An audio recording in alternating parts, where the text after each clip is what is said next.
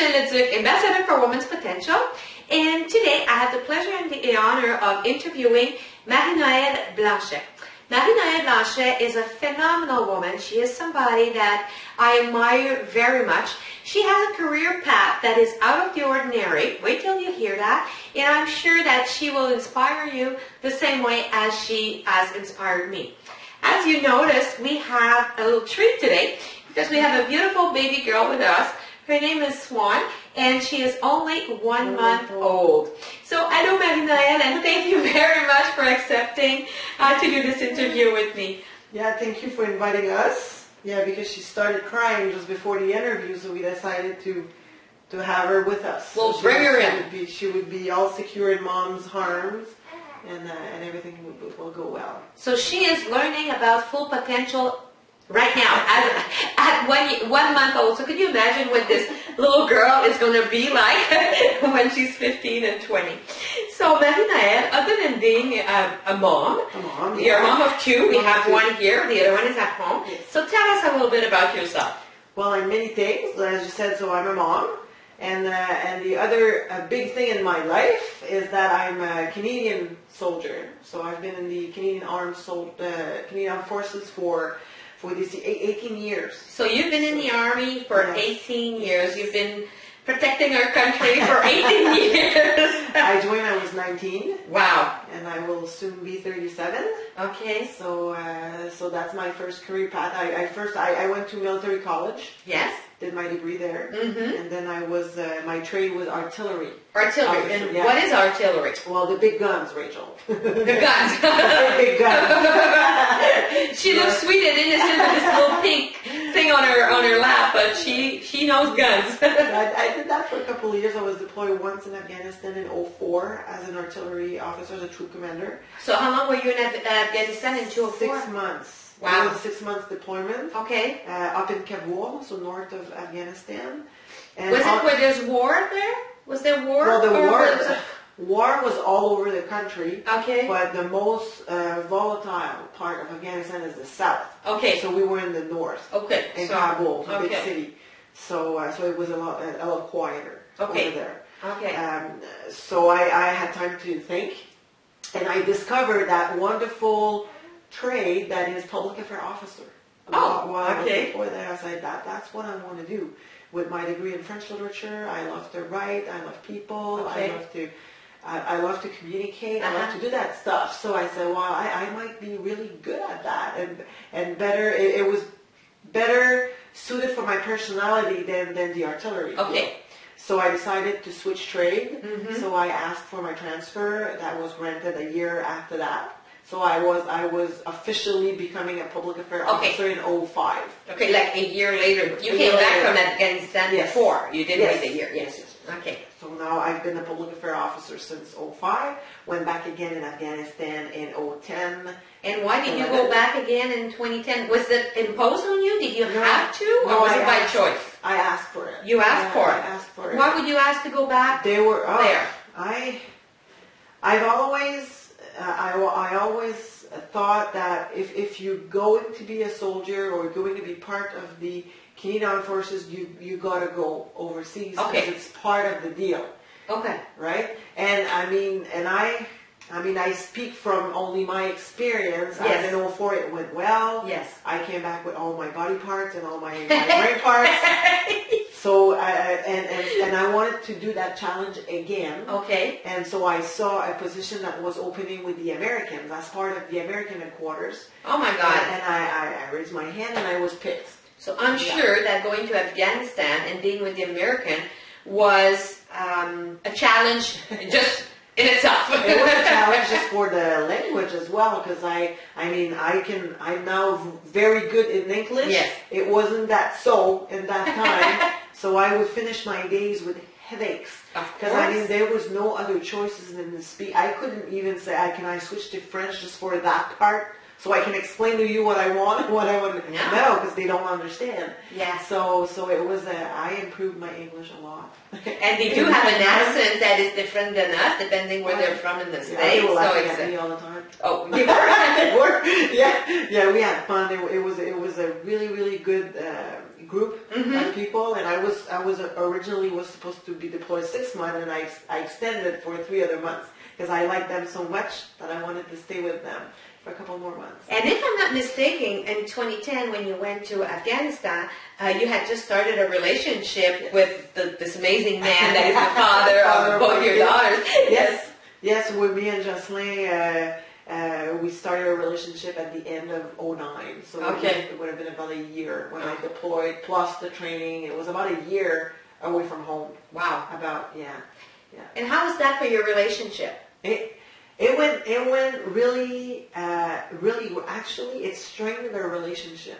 So you got closer. Yes. It helped. Yeah. It can be strange to say, but I mean, we knew we would be far away. Yes. And it's about like 9 hours time difference.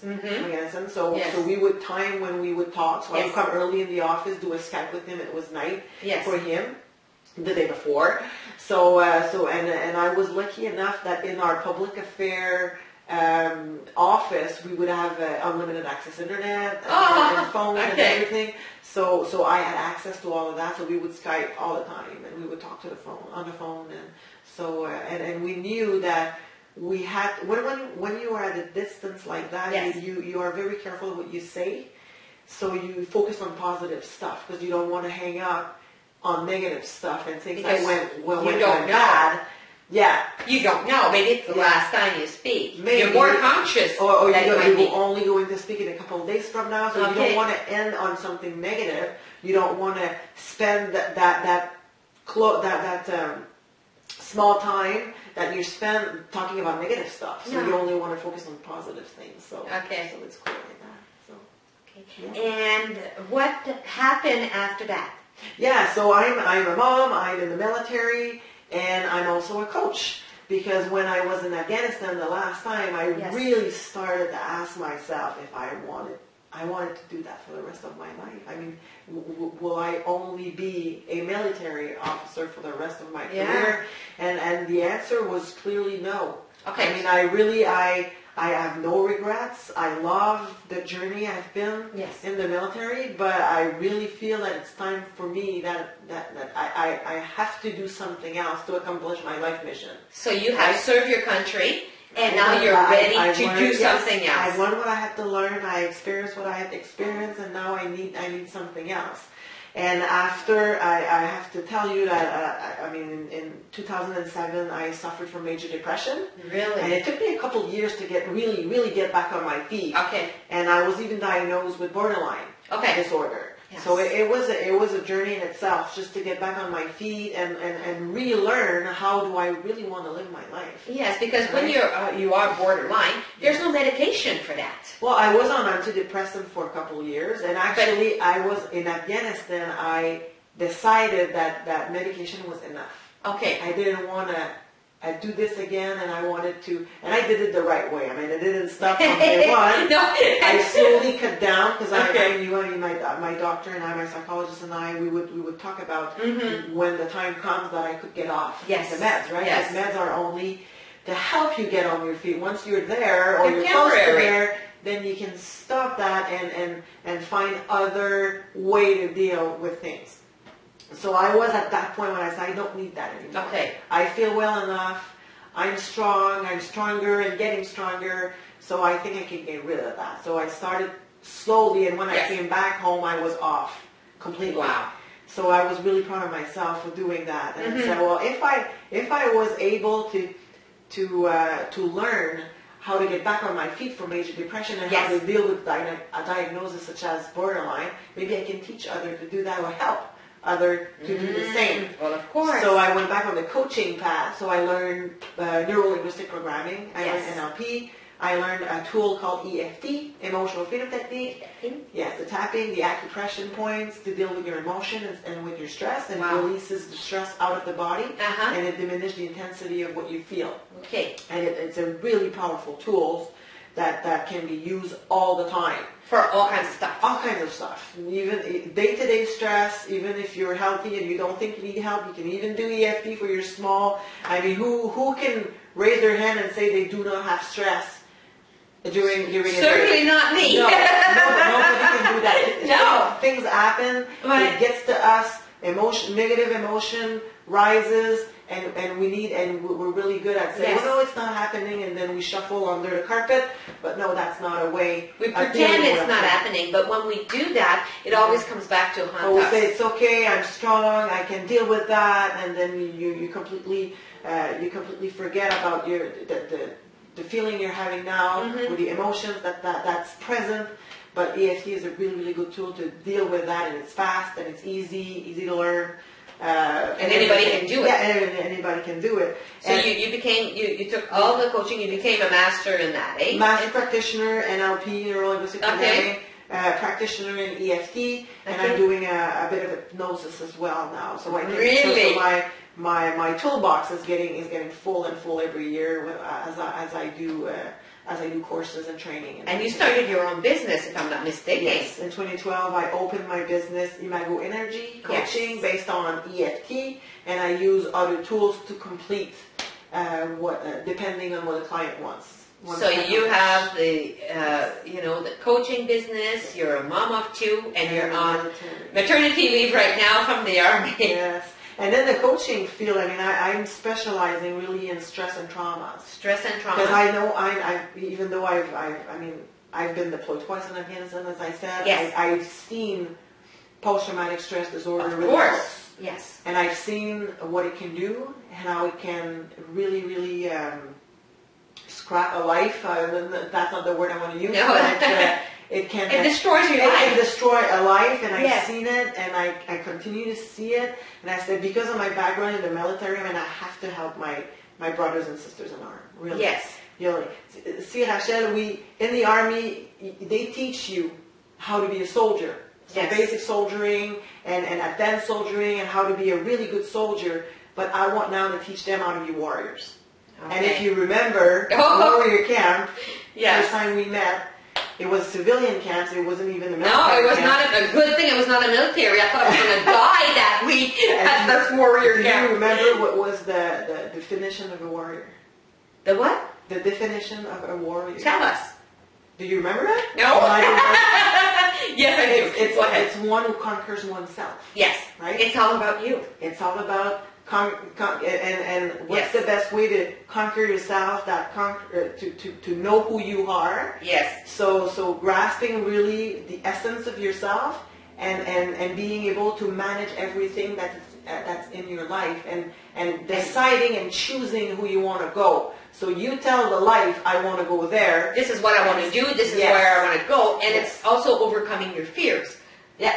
Being Yeah. a warrior. Yeah. Because Your belief, your everything. Because when we discover who we really are, I think that sometimes it's scary. Mm-hmm. Because, we've been taught from when we were a baby, Mm-hmm. young, that life should be like this, and society says this, and society says that. And then when we look inside us, sometimes we realize, this doesn't fit. This is not what I want.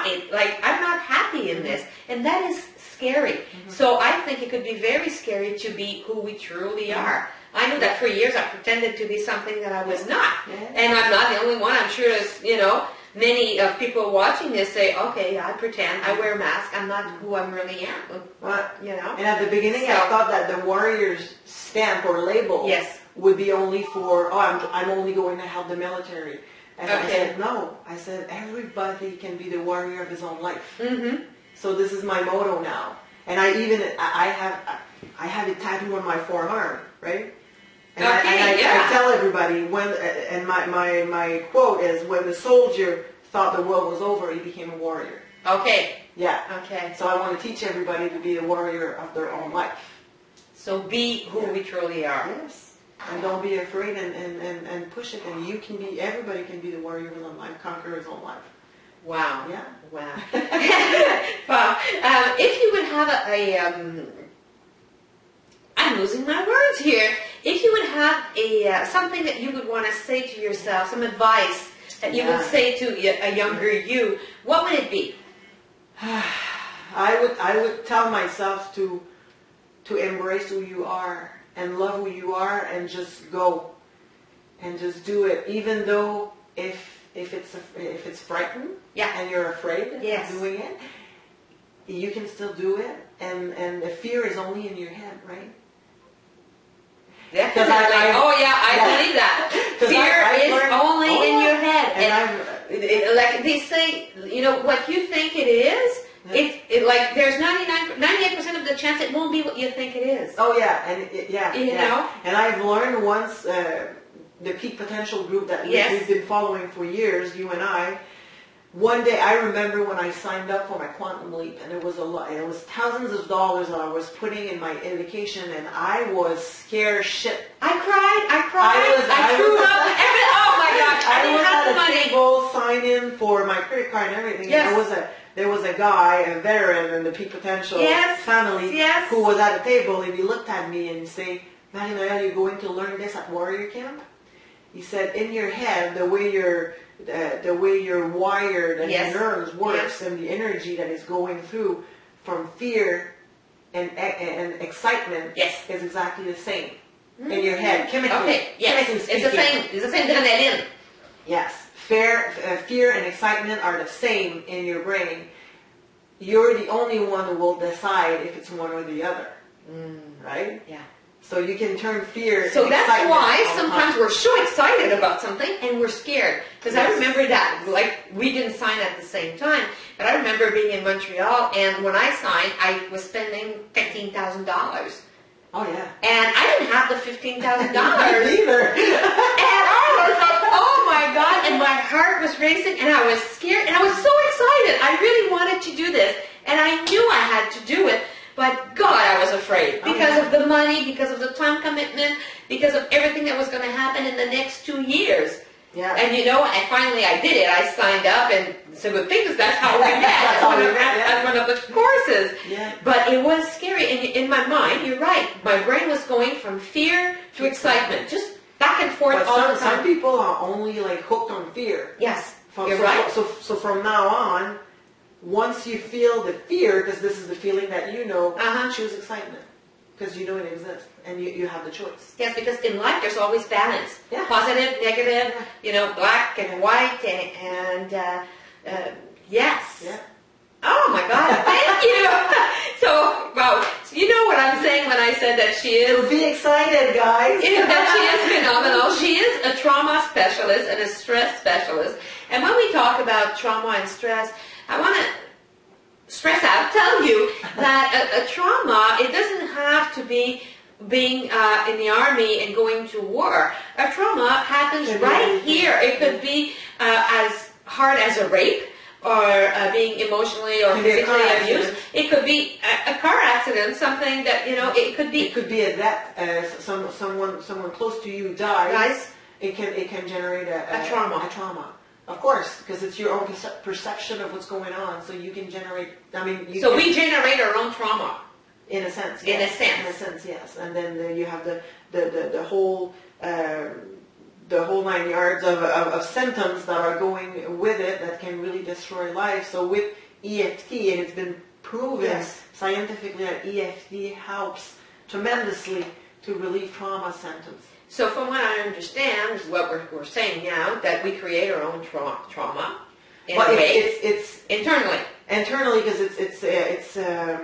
it's in your energy system. Yes. The way and it's not about I'm stronger or I'm weak. Yeah. It's the way your energy, body energy system captures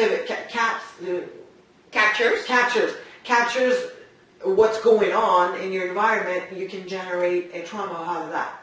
Okay, so that's why you have two persons that will be raised in the same family, will live the same exact thing, and one is traumatized about a situation, and the other one is not. It's the energy, it's the body energy system. One is affected, the other one is not. And it's all in the brain, and you do not choose if you're going to have a trauma or not. You do not choose. I've seen the strongest soldier having the worst PTSD What is PTSD? Post-traumatic stress disorder. Yes, okay. It's not about being strong or weak. It's how your brain is wired and how your energy system reacts to something. So this is why EFT relieves trauma, because it works on the body energy system. Well, I'm glad you shared that with us, because like I have a younger sister, and she's traumatized about things that happen. And you're not. And to me, it's like, hello, Yeah. this is so stupid. It's nothing. We were not in danger. It was nothing. Like it's the way your brain has processed the information is different in your system. She's really traumatized about what for me is stupidities, but for her it is a trauma. So now, but you sharing this, now I understand more. Yes. When she tells me that she's so affected by X situation. And this is why some people that are having really bad traumas. Are sometimes having shame and guilt attached to it, because people would tell them, well, that was nothing. Exactly. And I did that. Yeah. I did that with my sister. Come on, that's nothing. Get over it. Like, hello, it's nothing. Same reaction. See, worse than that. Same reaction with phobias. I mean, someone who has a phobia, like spider phobias, and people would laugh at them. Well, it's just the small things. Small things doesn't eat the big things. Yes. And things, but there's really a fear. So it's neurological. Yes, uncontrollable fear of something as small as a spider that can generate intensity beyond expectation on someone, and other people would laugh. So you generate guilt and shame and all other emotions. So you don't laugh at someone who has a phobia or traumatized by something that you think it's not traumatizing or it's not a phobia, because you're not in her or his brain. So it's really complicated the way our brain is wired and react to things. Wow. But EFT is there to help. Wow. Okay. So this is the interview. This is the time that we have, but I could speak with this woman for another hour. So thank you very much, Marie-Noëlle, for sharing with us from your heart, and for Swan for sleeping and being the beautiful, little, amazing baby that she is. And if you want to know more about Marie-Noëlle, you could see the information for her website, also her phone number. Feel free to reach out to her if you have some stress in your life, if you have some trauma. She is the person to go see. She is the go-to person, as you could hear. I trust what she says. I have faith. I know that she is an expert. She knows what she's talking about. And I would not hesitate for 1 second to talk to her about some of my trauma, which we already did, because she knows that I've been through hell and back in my life, and I didn't realize that I had trauma until I spoke with her. And she says, Rachel, you had so many traumas. I said, what do you mean I had trauma? She says, well, yes, this and that. And I said, my God, she's right. I've been traumatized. There's big traumas and small traumas. Yes. Big T's and small T's. Yes. And they're both important. Equally important. Equally important to deal with. If they generate intensity in your life, you have to deal with that, even if it's small. Yeah. Thank you. So I'm Leduc, Ambassador for Women's Potential, with Marie-Noëlle and Swan, wishing you an amazing week, and we will be talking with you real soon. Take care. Bye-bye. Bye.